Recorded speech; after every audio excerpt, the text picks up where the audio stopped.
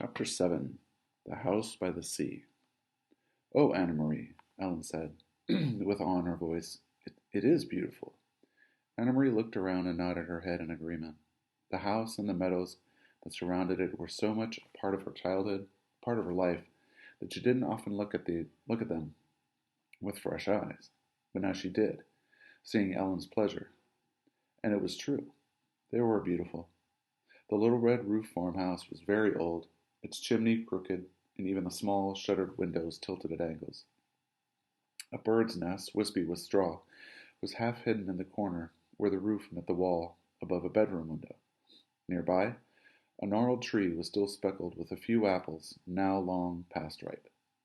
Mamma and Ellen had gone inside, but Anna Marie and Ellen ran across the high grass meadow, through the late wildflowers. From nowhere, a gray kitten appeared and ran beside them, pouncing here and there upon imagined mice, pausing to lick its paws, and then darting off again.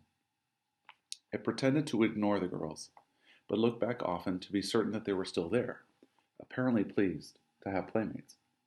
The meadow ended at the sea, and the gray water licked there at the damp brown grass flattened by the wind and bordered by smooth, heavy stones.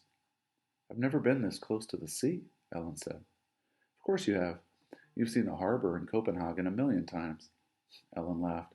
"I mean the real sea, the way it is here, open like this, a whole world of water." Anna Marie shook her head in amazement. To live in Denmark, a country surrounded by water, and never have stood at its edge? Your parents are really city people, aren't they? Ellen nodded. "My mother is afraid of the ocean," she said, laughing. "She says it's too big for her and too cold." Ellen nodded. Oh, sorry. The girls sat on a rock and took off their shoes and socks. They tiptoed across the damp stones and let the water touch their feet. It was cold. They giggled and stepped back. Anna Marie leaned down and picked up a brown leaf that floated back and forth with the movement of the water. "Look," she said, "this leaf may have come from a tree in Sweden. It could have blown from a tree. It could have blown from a tree into the sea and floated all the way across. See over there," she said, pointing. "See the land way across there? That's Sweden." Ellen cupped one hand over her eyes and looked across the water at the misty shoreline that was another country. "That's not so very far," she said. "Maybe," Anna Marie suggested, "standing over there are two girls just our age, looking across and saying, 'That's Denmark.'" They squinted into the hazy distance, as if they might see Swedish children standing there and looking back. But it was too far. They saw only the hazy strip of land and the two small boats bobbing up and down in the gray ruffles of separating water. "I wonder if one of those is your Uncle Henrik's boat," Ellen said. "Maybe. I can't tell. They're too far away." "Uncle Henrik's boat is named the Ingenborg," she told Ellen, "for Mamma." Ellen looked around. "Does he keep it right here?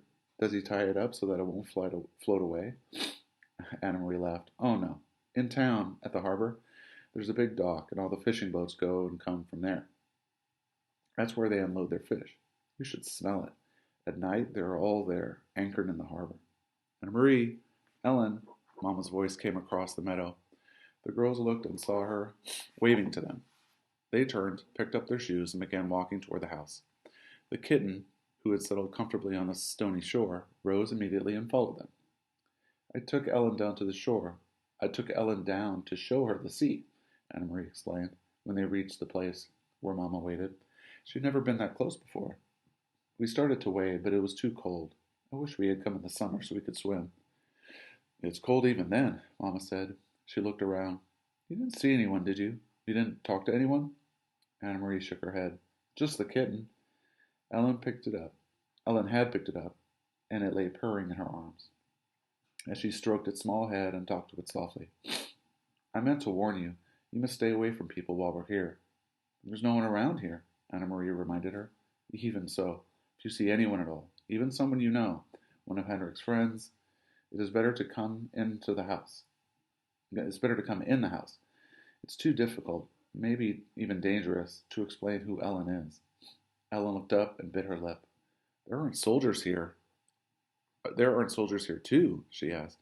Mamma sighed. "I'm afraid there are soldiers everywhere, and especially now." This is a bad time. Come in now and help me fix supper. Henrik will be home soon. Watch the step there, it's loose. Do you know what I've done? I found enough apples for applesauce, even though there is no sugar. The apples are sweet.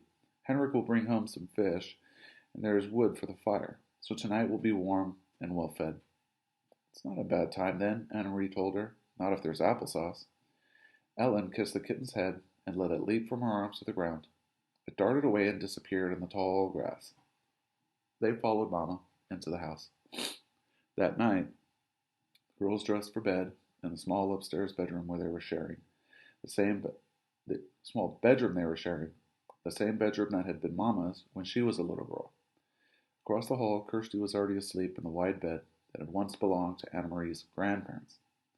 Ellen touched her neck after she had put on Anna Marie's flower-sprigged nightgown, which Mamma had packed. "Where's my necklace?" she asked. "What'd you do with it?" "I hid it in a safe place," Anna Marie told her. "A very secret place where no one will ever find it. And I will keep it there for you until it is safe for you to wear it again." Ellen nodded. "Papa gave it to me when I was very small," she explained. She sat down on the edge of the old bed and ran her fingers along the handmade quilt that covered it. The flowers and birds, faded now, had been stitched onto the quilt by Anna Marie's great-grandmother many years before. "I wish I knew where my parents are," Ellen said in a small voice, as she outlined one of the appliqué birds with her finger. Anna Marie didn't have an answer for her. She patted Ellen's hand, and they sat together silently.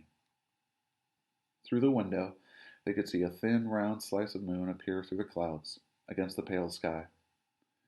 The Scandinavian night was not very dark yet, although soon, when winter came, the night would not only be dark, but very long, night skies beginning in the late afternoon and lasting through morning. From downstairs they could hear Mamma's voice and Uncle Henrik's talking, catching up on news. Mamma missed her brother when she hadn't seen him for a while, Anna Marie knew. They were very close. Mamma always teasing him gently for not marrying. She asked him, laughing, when they were together, whether he had found a good wife yet, one who would keep his house tidy. Henrik teased back and told Mamma that she should come to Gilleleje to live again so that he wouldn't have to do all the chores by himself. For a moment, to Anna Marie, listening, it seemed like all the earlier times, the happy visits to the farm in the past, with summer daylight extending beyond bedtime, when the children tucked away in the bedrooms, and grown-ups downstairs talking. But there was a difference. In the earlier times she had always overheard laughter. Tonight, there was no laughter at all.